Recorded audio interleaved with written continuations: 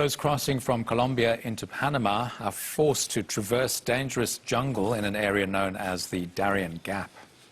A ride through the Turquoise River, deep in the jungle in Panama, shows how thousands are fleeing poverty in South America. Boats filled mostly with Haitians, Cubans and Venezuelan migrants follow one after the other, heading to the United States. They arrive in Colombia and cross to Panama through the Darien Gap. They arrive thirsty, hungry, and walk with difficulty. Rafael Rovero from Venezuela traveled with his wife and 3 children. He's still recovering from the journey.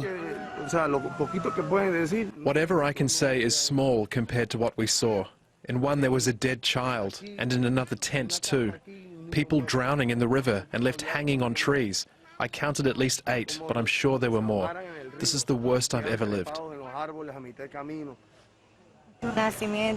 His wife, Flor Garcia, says she struggled climbing the mountains and the cliffs in the jungle. It's horrible because I felt I couldn't anymore. Before I arrived here, I felt weak. We hadn't eaten in days. My feet were injured and I was thinking of my children. I thought my baby was not going to make it.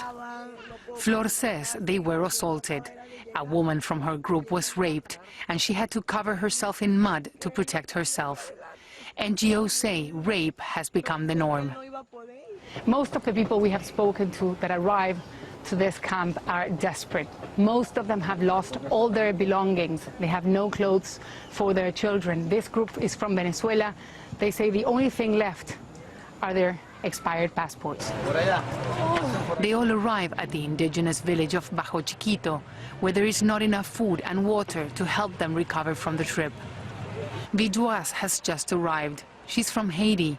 Her 4-month-old baby is dehydrated and has a fever. I left Chile because we don't have papers. The government doesn't want to give us papers, so we are going to Mexico. Around 16% of those here are children. They survived the journey, but UNICEF says most of them are traumatized. Children are very young and they come with serious health issues, like everybody else because of the trip.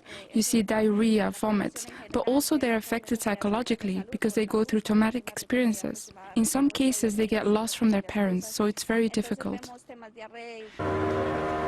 Countries in the region are struggling to cope with the thousands of migrants heading towards North America.